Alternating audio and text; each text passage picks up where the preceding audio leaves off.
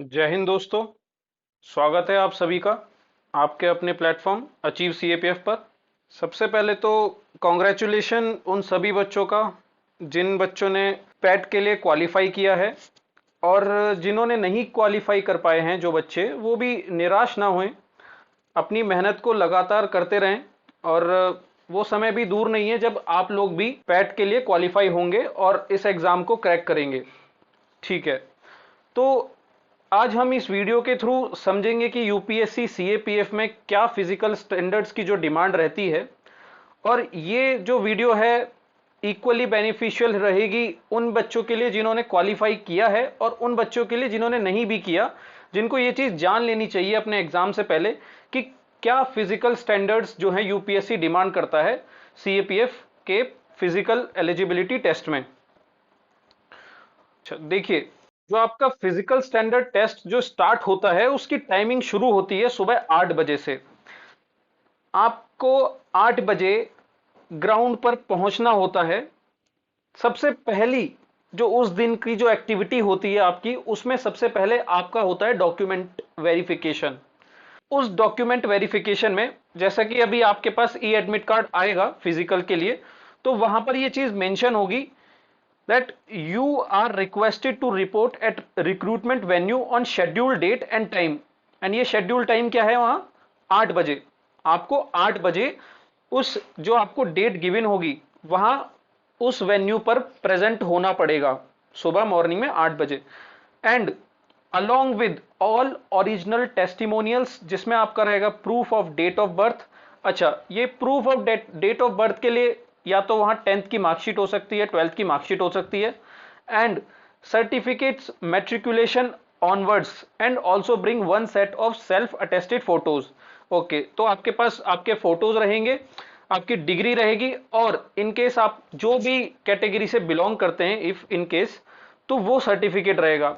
और भी अगर आपने कोई सर्टिफिकेट उसमें अप्लाई किए हुए हैं लाइक एनसीसी एंड अदर्स, तो वो भी रहेंगे। तो ऑल इन ऑल आपकी जो डेफ की जो डिटेल्स हैं, जो भी आपने उसमें डॉक्यूमेंट्स प्रेजेंट किए हैं, अप्लाई किए हैं, वो सभी वहां पर प्रेजेंट होने चाहिए। उनकी वेरिफिकेशन रहेगी सुबह मॉर्निंग 8 बजे से लेके 10 बजे तक अराउंड। ये जो डॉक्यूमेंट वेरिफिकेशन है 2 से ढाई घंटे चलती है। इसी के थ्रू वो लोग आपके पेशेंस का भी टेस्ट करते हैं, क्योंकि ये बहुत ही लंबा प्रोसेस होता है। दो ढाई घंटे आपके डॉक्यूमेंट वेरिफिकेशन में लग जाते हैं वहां पर। ठीक है, तो जैसे ही ये डॉक्यूमेंट वेरिफिकेशन 10:30 बजे के अराउंड खत्म होता है, तो सबसे पहला जो चीज इसके बाद जो आती है, सेकंड चीज, वो आती है आपकी फिजिकल स्टैंडर्ड टेस्ट, पीएसटी जिसे हम बोलते हैं शॉर्ट में, फिजिकल स्टैंडर्ड टेस्ट। अब इस फिजिकल स्टैंडर्ड टेस्ट में आपकी तीन चीजें चेक की जाती है। पहली, आपकी हाइट। ओके, तो मेन के लिए ये जो हाइट है वो 165 सेंटीमीटर होनी चाहिए, वहीं वुमेन के लिए जो हाइट है वो 157 सेंटीमीटर होनी चाहिए। अब देखिए, यहां पर बच्चों के कुछ डाउट रहते हैं कि सर मेरी जो हाइट है वो 164 सेंटीमीटर है या 164.5 सेंटीमीटर, तो क्या मैं एलिजिबल हूं? देखिए, यहां पॉसिबिलिटी बहुत ज्यादा हाई है आपके रिजेक्शन की, क्योंकि जैसा कि बहुत बार देखा गया है ग्राउंड पे, जो हाइट है आपकी, जितनी भी हाइट है वहां 1 या 2 सेंटीमीटर वो रिड्यूस ही हो जाती है। तो इनकेस आपकी जो हाइट अगर 164 या 164.5 है, तो हो सकता है कि वो वहां रिड्यूस हो, बढ़ने नहीं वाली। तो यहां पर आप ये चीज समझें कि आपकी हाइट अगर 165 या उससे अबव है, तभी आप इस एग्जाम के लिए क्वालिफाइड हैं। और वुमेन के लिए ये हाइट रहेगी 157 सेंटीमीटर। ठीक है, अब हम चेस्ट के बारे में बात करते हैं। चेस्ट में दो चीजें रहती हैं। एक आपकी अनएक्सपेंडेड, जहां पर आपकी चेस्ट को मेजर किया जाएगा और उसका मेजरमेंट अराउंड 81 सेंटीमीटर होना चाहिए। एंड जब इंस्ट्रक्शन आपको दिए जाएंगे उसको एक्सपेंड करने के लिए, तो वहां पर 5 सेंटीमीटर विद मिनिमम एक्सपांशन वो लोग चेक करेंगे। तो ये आपका चेस्ट का स्टैंडर्ड रहेगा। एंड इन केस आपकी जो चेस्ट है वो इस मेजरमेंट में नहीं आ रही, तो वहां पर आपको पुशअप्स लगाने के लिए बोला जाता है, जिससे कि वो मेजरमेंट अराउंड वहां तक पहुंच जाता है। तो मिनिमम वेट जो है आपका यहां पर 50 केजी रहेगा, और मैक्सिमम वेट क्या रहेगा वो आपको आगे टेबल के थ्रू नोटिफिकेशन में गिवन है कि आपकी हाइट और आपकी एज के अकॉर्डिंग क्या मैक्सिमम वेट वहां पर रह सकता है। तो आगे हम देख लेते हैं। ओके, तो जैसा कि मेल के लिए गिवन है, यहां पर आपको सारी हाइट इन सेंटीमीटर्स गिवन है। यहां आपको एज दी हुई है कि आपकी जो एज है उसके अकॉर्डिंग जो आपका वेट है वो क्या रहेगा। जैसे फॉर एग्जांपल अगर मैं कहता हूं कि मेरी हाइट 174 सेंटीमीटर है एंड मेरी एज जो क्राइटेरिया है वो 23 से 27 में आ रही है, तो उसके अकॉर्डिंग जो मेरा वेट रहेगा वो 57 से 70 के अराउंड रहना चाहिए। इन केस अगर मेरी एज 28 से 32 के बीच में है तो जो मेरा वेट रहेगा वो 59 से 72 तक एलिजिबल रहूंगा मैं। तो इस तरीके से आप लोग अपनी हाइट के अकॉर्डिंग एंड अपनी एज के अकॉर्डिंग वेट चेक कर लीजिएगा कि आप किस कैटेगरी में बिलोंग करते हैं और अपने वेट को उसके अकॉर्डिंग रखने की कोशिश कीजिएगा, क्योंकि वेट के चलते हुए भी काफी बच्चों का रिजेक्शन देखने को मिला है। तो उसके अकॉर्डिंग आप लोगों का जो फिजिकल है उतना एक्सटेंसिव होना भी चाहिए। एंड उसी तरीके से फीमेल अपनी हाइट एंड अपनी एज के अकॉर्डिंग अपना जो वेट स्टैंडर्ड है वो देख लेंगी। ठीक है, तो ये जो तीन चीजें हैं आपकी हाइट, चेस्ट एंड वेट, सबसे पहले फिजिकल स्टैंडर्ड टेस्ट में यहां पर मेजर की जाती हैं। जब आप यहां फिजिकल स्टैंडर्ड टेस्ट में एलिजिबल होते हैं उसके बाद आपको फिजिकल एफिशिएंसी टेस्ट में अलाउ किया जाता है। ओके, अब ये फिजिकल एफिशिएंसी टेस्ट में क्या गिवन है यूपीएससी के नोटिफिकेशन में। यूपीएससी के नोटिफिकेशन में गिवन है आपको ये चार चीजें फिजिकल एफिशिएंसी टेस्ट में, पीईटी जिसे हम शॉर्ट में बोलते हैं, ये चार चीजें आपको वहां परफॉर्म करनी पड़ेंगी। जिसमें सबसे पहले आती है 100 मीटर रेस। इस 100 मीटर रेस में मेल्स के लिए जो टाइम गिवन है वो 16 सेकंड्स, फीमेल्स के लिए जो टाइम गिवन है वो है 18 सेकंड्स। सेकंड 800 मीटर रेस, जहां पर मेल को जो टाइम पीरियड गिवन है 3 मिनट 45 सेकंड्स एंड वहीं फीमेल्स को जो टाइम मेंशन है वो 4 मिनट 45 सेकंड्स।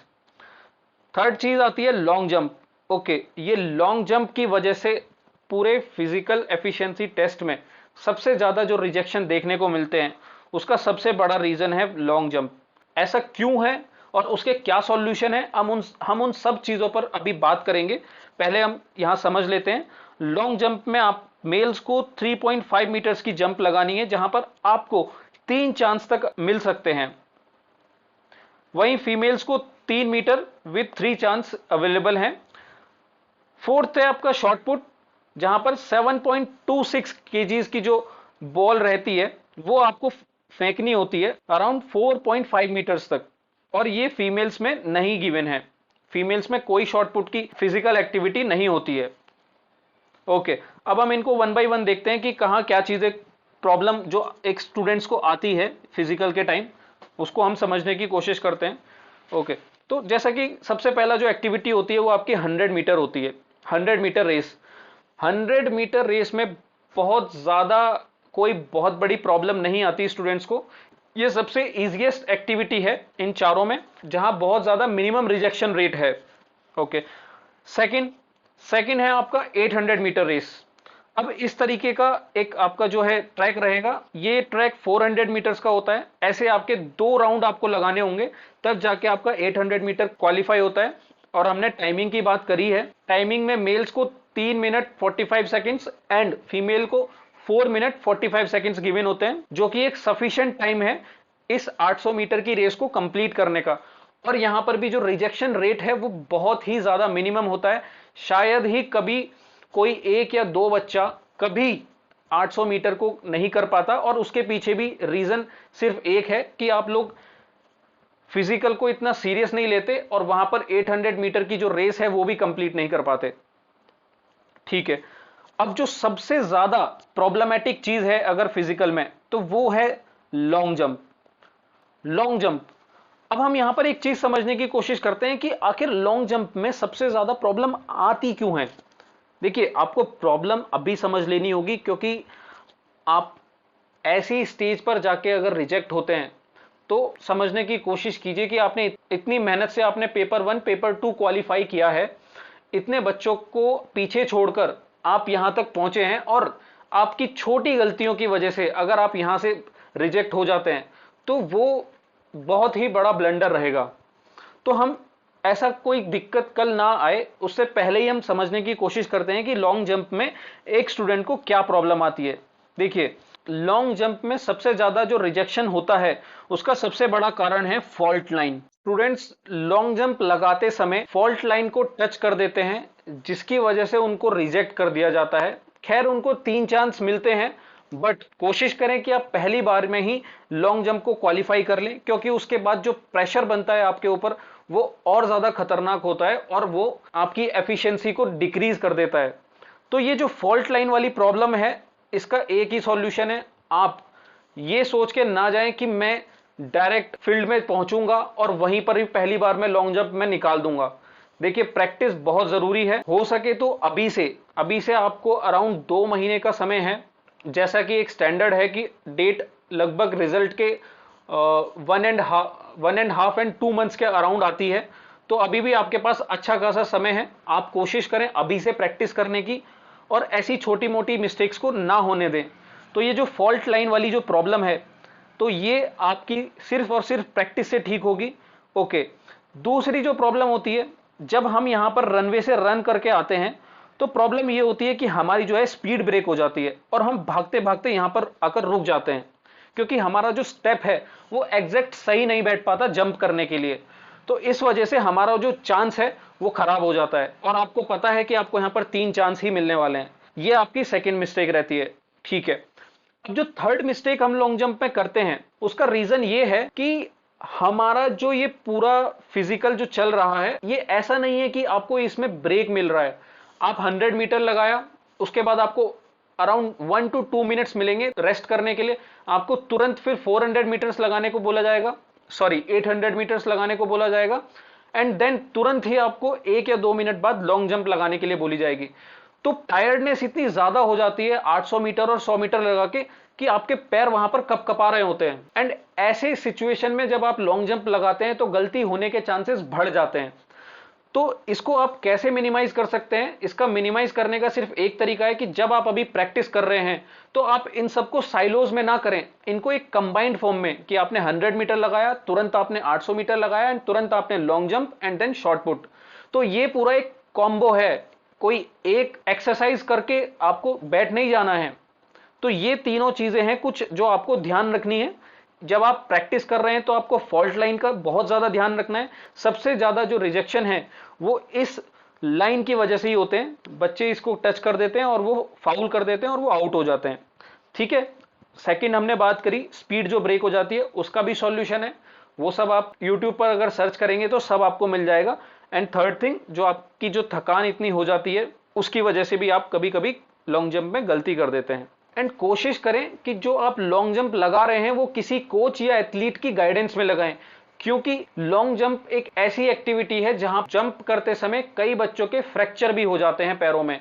और समझने की कोशिश कीजिए, अगर आपको हल्का सा भी फ्रैक्चर आता है तो आपका पूरा फिजिकल वहीं बर्बाद हो गया, क्योंकि अब आप ना तो 100 मीटर लगा पाएंगे, ना 800 की प्रैक्टिस, और लॉन्ग जंप की प्रैक्टिस भी गई। तो कोशिश करें कि यहां पर बहुत ही ध्यान से अपने बॉडी का भी बहुत अच्छे से ध्यान रखकर ही लॉन्ग जंप लगाएं, और कोई कोच अगर आपको मिल जाता है तो और भी अच्छी बात है। तो यहां पर हमने लॉन्ग जंप की बात कर ली। अब हम लोग बात करते हैं शॉर्ट पुट की। देखिए शॉर्ट पुट में रिजेक्शन बहुत ज्यादा नहीं देखने को मिलते, बट लॉन्ग जंप के बाद अगर कोई चीज है जहां पर रिजेक्शन देखने को मिलता है तो वो शॉर्ट पुट भी है। अब हम समझते हैं कि शॉर्ट पुट में क्या कारण होता है रिजेक्शन होने का। देखिए शॉर्ट पुट के जो ग्राउंड का जो लेआउट है वो कुछ इस तरीके से होता है, आप इसको एक बार देखें और समझें। आपको जो शॉर्ट पुट फेंकना होता है वो कुछ इस तरीके से होता है। अब क्योंकि आप में से कई बच्चे शॉर्ट पुट, लॉन्ग जंप जैसी चीजें खुद प्रैक्टिस करने की कोशिश करेंगे, तो मैं समझा दूं कि शॉर्ट पुट को एग्जैक्टली फेंकने का और उसमें जो टेक्निकलिटीज हैं वो सब क्या रहती हैं। तो जब हम लोग शॉर्ट पुट में बॉल को फेंकते हैं तो हमारी सबसे पहली चीज जो ध्यान में रहनी चाहिए कि जो हमारा पैर है वो इस सर्कल के अंदर रहना चाहिए। इस सर्कल के बाहर हमारा पैर नहीं टच होना चाहिए। इनफैक्ट आगे जो एक लाइन होती है उस पर भी हमारा पैर नहीं टच होना चाहिए, नहीं तो वो फाउल हो जाएगा और आप डिस्क्वालीफाई हो जाएंगे। कुछ इस तरीके से हम बॉल को फेंकेंगे और बॉल हमेशा बीच में रहनी चाहिए। और जब आप बॉल फेंकने के बाद एग्जिट कर रहे होंगे तो आपका जो जाने का तरीका है वो पीछे से होगा, ना कि आगे से। कुछ इस तरीके से आप पीछे से जाएंगे। और अगर आप बॉल 2 लाइनों के बाहर फेंकते हैं तो उसको भी फाउल माना जाएगा। क्योंकि बॉल को आपको लाइनों के बीच में फेंकना पड़ेगा और बॉल फेंकने के तुरंत बाद आप आगे से नहीं जाएंगे, वो भी एक फाउल माना जाएगा। तो एक्साइटमेंट में आकर कुछ बच्चे सामने से एग्जिट कर जाते हैं, जो कि उनको बहुत भारी पड़ता है और वो आपकी रिजेक्शन का एक छोटा सा कारण भी बन सकता है।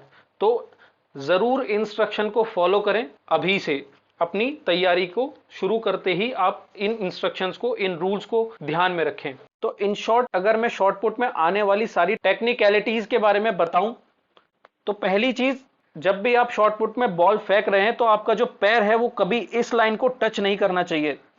ऐसा कई बार देखने को मिला है कि बच्चों का जो लाइन पर हल्का सा पैर टच हुआ और उनको वहीं डिस्क्वालीफाई कर दिया, क्योंकि यहां पर आपके पास कोई भी नेक्स्ट चांस नहीं मिलता है शॉर्ट पुट में बॉल फेंकने का।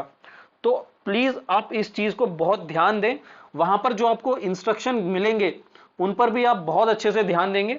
आपका जो पैर है वो गलती से यहां पर टच नहीं होना चाहिए। सेकंड थिंग, आप जब भी शॉर्ट पुट फेंकेंगे तो जो आपका एग्जिट है वो हमेशा पीछे से होना चाहिए। गलती से भी आप अगर आगे से एग्जिट करें तो वहां पर भी आपको डिस्क्वालीफाई कर दिया जाएगा। एंड जो आपकी बॉल है वो इन दो एरियाज, जो ये दो लाइनें हैं, इन दो लाइनों के बीच में आपका जो बॉल है वो लाई करना चाहिए। तो ये कुछ छोटी मोटी चीजें हैं, ये मैं चाहता हूं कि आप लोग अभी से ध्यान रखें अपनी प्रैक्टिस के टाइम, जिससे कि आप इस गलती से उस दिन बचें। एंड शॉर्ट पुट फेंकने के भी कुछ तरीके होते हैं, कुछ टेक्निक होती है, वो सब आप लोग को जान लेनी चाहिए।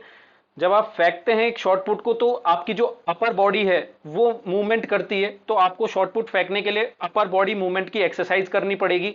उसकी कुछ पकड़ने की टेक्निक, कैसे उसको उठाते हैं, कैसे उसको फेंकते हैं, इन सब चीजों पर आपको काम करना होगा। और आपको फील्ड में जो इंस्ट्रक्शन मिलेंगे आपको उनको बहुत ध्यान से सुनना है और उनको फॉलो करना है, ठीक है। तो हमारा कंक्लूजन ये है कि आपको सबसे ज्यादा कॉशियस रहना है आपकी लॉन्ग जंप में एंड देन आपकी शॉर्ट पुट में, क्योंकि रिजेक्शन रेट सबसे ज्यादा यहीं हाई होता है। फिर जो आपका 800 है एंड 100 मीटर, ये इजीली आप लोग कर ले जाएंगे। एंड जो एक और रिजेक्शन की प्रॉब्लम रहती है ज्यादातर, वो रहती है ओवरवेट की वजह से। तो आपको मैंने वो चार्ट दिखा ही दिया है, आपको उसके अकॉर्डिंग अपना वेट स्टैंडर्ड्स सब तैयार रखना है। अच्छा, एक और बात, आप में से जो भी बच्चे दिल्ली में रहते हैं और वो चाहते हैं कि आप फिजिकल को एक बेहतर ढंग से तैयार करें, एकदम रियलिटी, ग्राउंड रियलिटी के साथ, तो आप लोग मेरी टेलीग्राम आईडी IamRay28 पर मुझे कांटेक्ट कर सकते हैं। एंड ये मेरी कुछ फाइनल टिप्स रहेंगी आपके पीईटी के लिए। सबसे पहली चीज, आप अपने पीईटी को बिल्कुल भी ग्रांटेड ना लें। आप ये ना समझे कि ये एक बहुत इजी टास्क है। इजी है, बट अगर इसकी प्रॉपर प्रैक्टिस कर रहे हैं, थोड़ा बहुत भी अगर प्रैक्टिस कर रहे हैं, तो भी आप इसको क्रैक कर सकते हैं। बट अगर आप इसको बहुत लाइट लेके चल रहे हैं तो आप यकीन मानिए, डेली 35 बच्चे पीईटी देने जाते हैं और पीईटी खत्म होते होते 12 से 15 बच्चे सिर्फ अपने फिजिकल स्टैंडर्ड्स की वजह से आउट हो जाते हैं। तो प्लीज आप उन 12 से 15 बच्चों में ना हो, इसीलिए आप इसकी तैयारी को थोड़ा लाइट ना लें, मेहनत करें। सेकंड चीज, जब आप रनिंग कर रहे हैं तो कोशिश करें कुछ कंफर्टेबल स्पोर्ट शूज और स्पोर्ट ड्रेस में रनिंग करने की कोशिश करें, जिससे कि आपका जो पैर है उसमें कोई प्रॉब्लम ना आए। एंड इस चीज को जरूर ध्यान में रखें कि आपको वहां जो डिफरेंट इवेंट हैं उनके बीच में टाइम नहीं मिलने वाला बहुत ज्यादा, शायद से 1 या 2 मिनट का जो है ब्रेक आपको वहां अवेलेबल होगा। सो मेक श्योर कि आप इसी तरीके से अपनी जो प्रैक्टिस है उसको अलाइन करें। सारी की सारी जो एक्टिविटी हैं वो आप एक साथ एक समय पर करने की कोशिश करें। एंड फिजिकल से रिलेटेड किसी भी बच्चे को कोई प्रॉब्लम है तो वो हमें IamRay28 टेलीग्राम आईडी पर कांटेक्ट कर सकते हैं। Thank you.